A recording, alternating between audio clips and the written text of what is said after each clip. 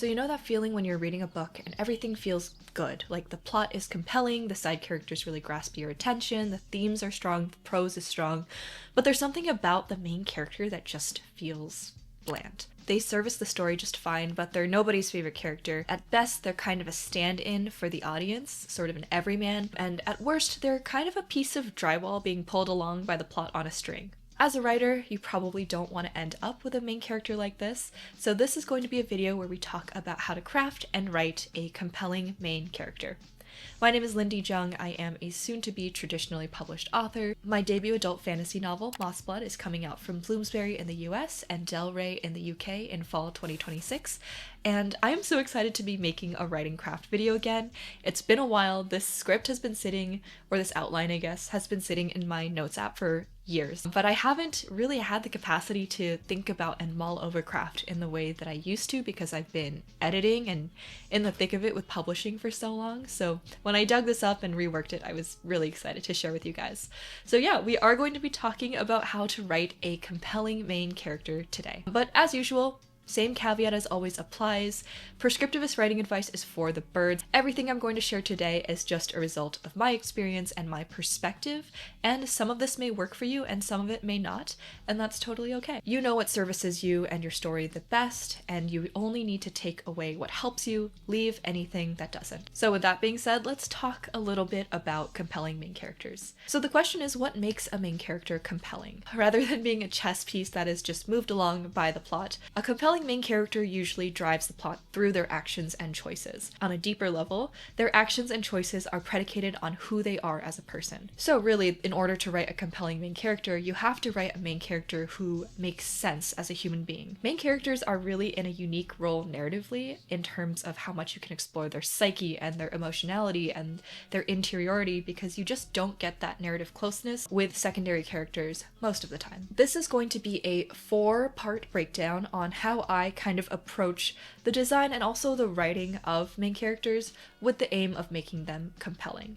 And notice that I'm not using words like good or bad or great. Compelling, as of course, is also subjective, and some readers may connect with the main character in a way that others do not. But overall, I do think there are some key ingredients that help make a character at the very least understandable and very readable. Some of what I'm going to be sharing today comes directly from things I picked up from a class called Storytelling 101, Character, Conflict, Context, and Craft by the author Daniel Jose Older. Daniel Jose Older's class and many other helpful classes for writers are available on Skillshare, the world's largest online learning platform and the sponsor of today's video. While I love Skillshare's resources for writers, it also has countless classes for people looking to develop their craft in writing, art, marketing, and so much more. As a lifelong learner myself, I'm always so appreciative of how accessible Skillshare's classes are. They make it so simple to start the videos and just learn. So many iconic authors and voices have created Skillshare classes, sharing their expertise, and you can make use of this invaluable resource right now. The first 500 people to use the link in the description box and the comment section below will receive a 1-month free trial of Skillshare, so don't miss out and get started today. Thank you so much to Skillshare for sponsoring this video. Alright, let's hop right into it. So part 1, building your main character. So I have a lot of writer friends, not a flex, just people that I've been able to learn from and study the habits of. All of us, it seems, kind of develop our characters in different ways at that starting out point before you really set out to outlining or drafting. Some writers like to let their plot come first. Maybe they'll have an outline or a couple early chapters before they really start to flesh out that character. Some writers like to have a bio sheet for their character right away. I'm not going to tell you how to structure your characters or when in the process to do that. I kind of do it differently every time, and I think that's natural. But I will share a couple of things that you should consider when you start to develop this main character. What is the role or purpose of the protagonist to this particular story? Why are you telling this story from character A's point of view rather than character B or character C? Consider what makes them stand out from other characters in this world and in the story, ones that might be more charming or more interesting or have, a more tragic backstory or a higher stake in the plot. What elements really drew you to this main character, and what about those elements can you further develop to define who they are? Even if your book isn't particularly character driven, which is absolutely fine, your main character is and should be the crux of your story and should have some weight in the plot. When I was writing my young adult fantasies back in the day, as I was just starting out, I wrote all these main characters who were really fun and interesting as characters, but the plot was kind of just stringing them along. And I remember getting a couple of query rejections based on this. It really felt like they were incidental to the plot, and things were just happening to them rather than them really driving the plot forward with their actions and choices. And in order to make that series of actions and choices believable, you need to give them some sort of deeper stake in the story, and that is going to tie into who they are and how they've been shaped by their past and their beliefs. So you really want to contextualize your main character. Who was this person before the story started? Maybe they had a major defining moment in their life that really shaped their belief of the world, and they can't quite shake that belief. What were they like as a kid? How are they different from what they were like as a kid? And how would the people in their life describe them? Like their parents or other family members, siblings, who are they to different people? I think one of the most important parts of developing any character is really exploring their family background or lack of it. I know, especially in fantasy, we got a lot of orphan main characters, but I do think that if you're going to write a main character without family ties, a character who doesn't understand that background, you also need to figure out a way to make sure that plays into who they are in a realistic way.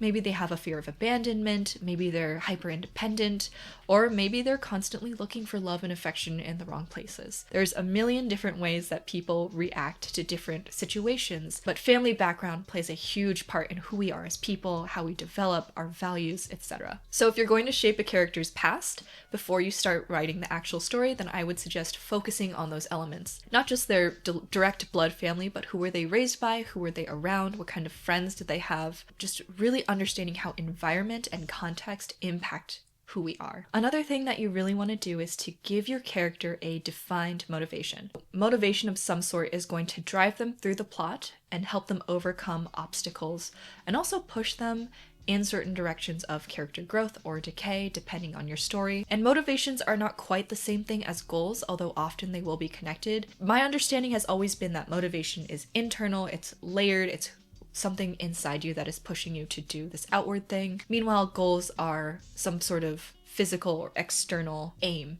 or object that you're reaching for. So a goal would be like saving the princess, and the motivation behind that goal would be, I want the princess to fall in love with me because I've never been loved before. Another example for motivation would be, someone wanting to find an artifact that makes them immortal. Can you tell that I come from fantasy? Because they are terrified of mortality. They've lost a lot of people quite young. They've just always been aware of the fact that they're aging and might die soon. So they really want to stop that. Most plots typically come with some sort of goal that's established early on, but making sure that you establish that motivation alongside that goal or even before that goal to set up why the character would want to go for that goal is, I think, a really important thing to consider. This is a very linear way to look at this sort of plot setup, but if you have some sort of goal, just making sure there's a motivation attached to it that again plays into that character's context and background, maybe their deep-rooted fears and desires. Motivation is interesting because it can become really layered really quickly. As human beings or living animals in general, we kind of all want the same four things: food, water, shelter,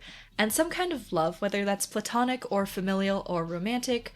Humans are very social creatures, we're group animals, and we do crave those bonds. But then things get more complicated as you layer, for example, maybe a societal pressure like economic hardship and capitalistic economic structures making it difficult to obtain those four core needs. They get even more layered on top of that when you factor in the character's inner complexity that has been shaped by their past and who they are. And then you can get into deep-seated moral beliefs or self-beliefs even. Do they think they are worthy of this? Do they want to do good? Do they think they can do good? Or do they think that they're only capable of dragging their feet or even doing harm to others? This complexity, I think, isn't something that you should run away from. Motivations can be very complicated and nuanced and even inconsistent, but just kind of interrogating that interiority helps really flesh out and make a main character compelling, especially if those complex motivations are relatable in some way. Next thing to consider is to give them some baggage. Who doesn't love a tragic backstory? One way to think of this is to give your character a ghost.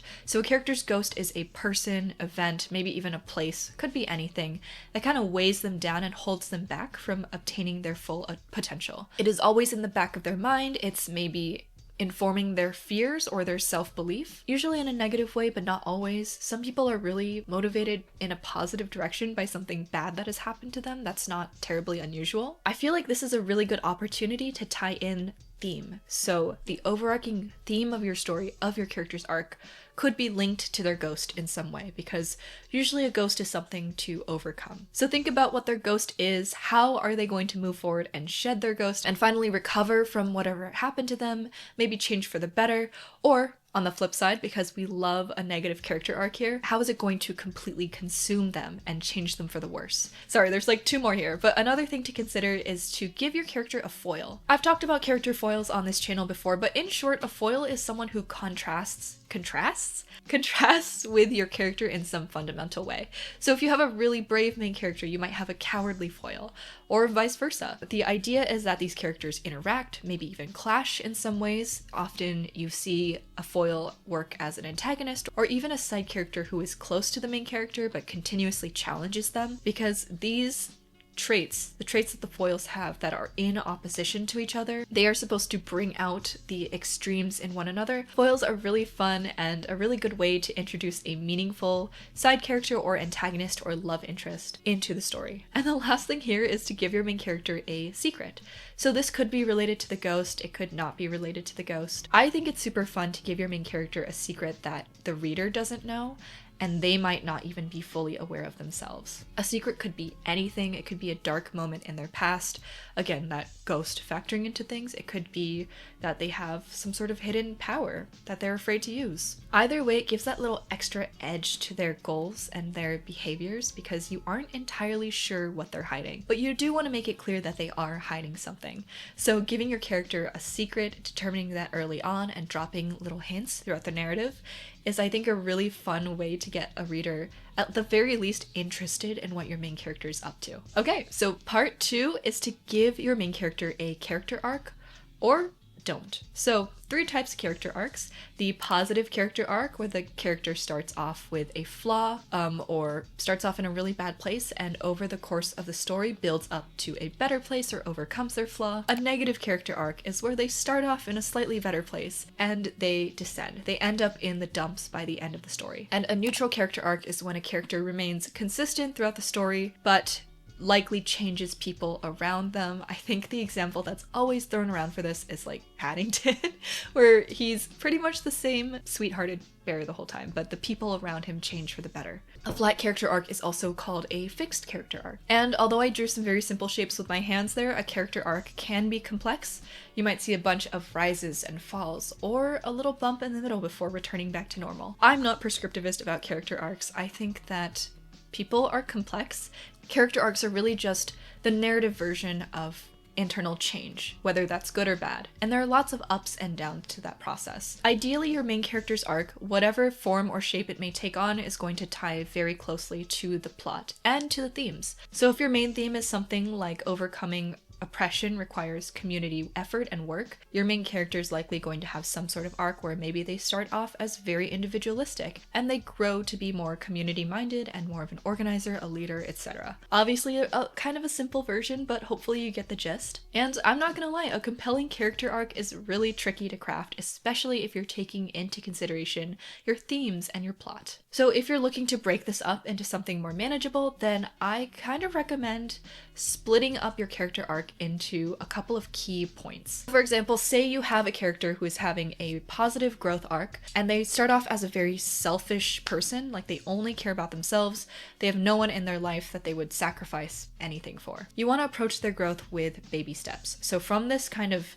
negative extreme, step 1 would be to care about maybe one other person in their lives. Maybe they actually do find a romantic partner or a friend or a family member comes back into their life that they had a strained relationship with before, and they start to care about this person. 2 would be to care about the next biggest thing, which is care about multiple people or care about their immediate community. Not just like internally caring about them, but showing that they care through selfless actions, through community aid, whatever the case may be for the story. And then the final step for this fake arc that I'm making up would be to kind of make the ultimate selfless sacrifice for a large group of people. So you can kind of see that escalation And of course, there's going to be so many bits in between to fill in the gaps between those steps, but I've found that it is helpful to at least initially break down a character arc into those bite-sized pieces to better understand the trajectory of it.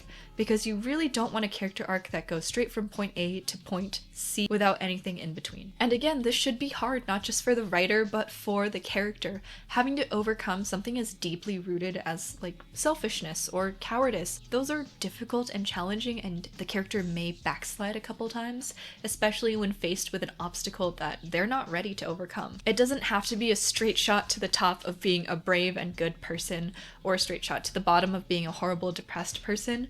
I think that little bit of back and forth on a character arc really does do a lot to keep readers engaged, and also to give that story realism and flavor and really tell something about your theme. So that's my advice on character arcs. Part 3 is actually writing the story and going free and discovering your character, getting to know them. I'm kind of a hippie in this sense because I really feel like the best way to get to know your characters is to write the story and to just kind of let them take the reins. Of course, I like to have these base concepts established, at least mentally, if not written down. But I do think it's an important part of the creative process to not let your own outlines and plans hinder you, not let them be prescriptivist. The writing part should also be fun. I know some people like planning more than drafting and revising, but I do think there's a lot to be said for letting your character breathe and grow organically, kind of following your instincts rather than just sticking to the script when you're writing the story. One way to do this consciously is to try to find those little moments where your main character really sings. So this could be a dynamic action scene, this could be an emotional confession scene.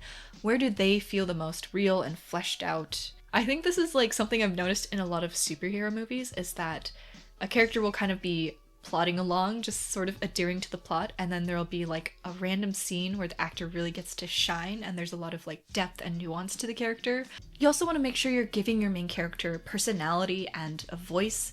These can be anything, like they can be kind of sarcastic and funny, or really dry, or really kind of morose and morbid and introspective. But when you're writing, especially if you're writing a close POV, like close third or first person, you are in your main character's head. Give them interiority, give them opinions on things. Have them make a snarky comment about someone's shoes or someone's hair, or, you know, the state of the world. If something weird is happening to them in the plot, make sure you showcase their thoughts and feelings. Like, how are they responding to a strange magical event if they've only ever lived a normal life so far? I've beta read for a lot of kind of newer early career writers, and one thing that I do tend to pick up on and usually point out to them is that your main character should react to stuff, especially if it's weird, but also people usually react internally, at least adults do. They don't have outsized reactions externally unless something is very wrong or something horrible is happening. Kind of finding the balance between an internal reaction and an external reaction is advice that I find myself pretty commonly giving to early stage writers. Also, don't be afraid to imbue your own voice and perspective into your main character's narration. I know that a lot of writers, and I was this way too, especially when I was a little bit earlier in my career, there's like this kind of stigma, especially for like women and femme people, to not write a main character who is a self-insert. But all of your characters are a reflection of you.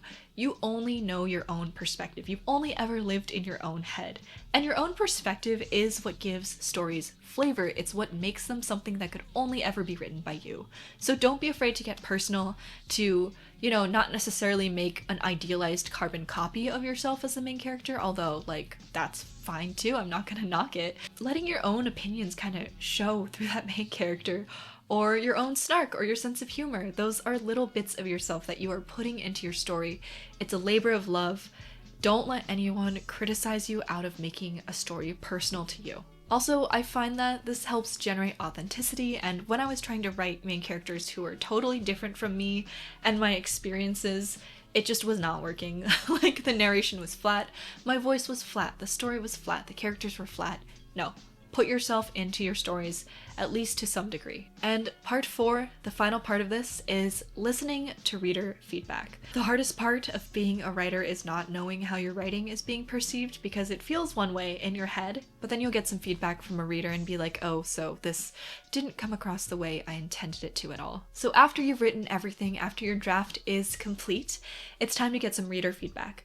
And the way to do this, to make sure that your main character is coming across the way that you want them to, and to make sure that they are compelling, is to ask targeted questions. Unless your readers are coming up to you and going, I loved your main character, this was perfect, I was so engaged and invested in them, which is of course like the best kind of feedback to receive. You can't just assume they're going to give you specific notes on your main character, especially because I feel like for a fair number of readers, it's pretty common to kind of just let that main character fade into the background as you're reading. So questions you can ask include, how would you describe the main character's primary motivation in this story? When the main character did, blank action, how did you feel and why do you think they did that? How would you describe the main character's relationship with, whatever other character they have a core meaningful relationship with? What are 3 words you would use to describe the main character's personality? That's one of my favorite ones to ask because you get such interesting responses. Were there any points in the story where you felt like the main character was making a wrong or bad choice, or a choice that didn't make sense? So the goal here is to make sure that the main character is coming across the way you intended, but it's also kind of to see if readers are picking up on anything about your main character that maybe you missed.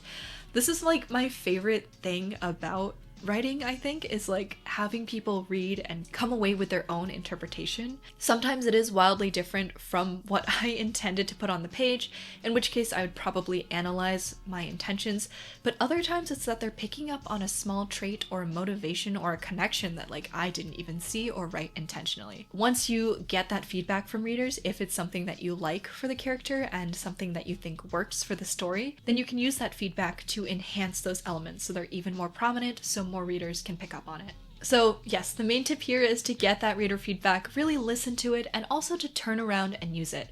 Whether that's enhancing something good that readers picked up on that you weren't aware of, or maybe tweaking some elements or rewriting entire parts of the story that just aren't working for your main character. It's really, really important to ask the right questions, to correctly interpret the answers, and to utilize that feedback to strengthen the story. That is why we have beta readers. It unfortunately is not just to get compliments on our writing. So that does wrap up this video.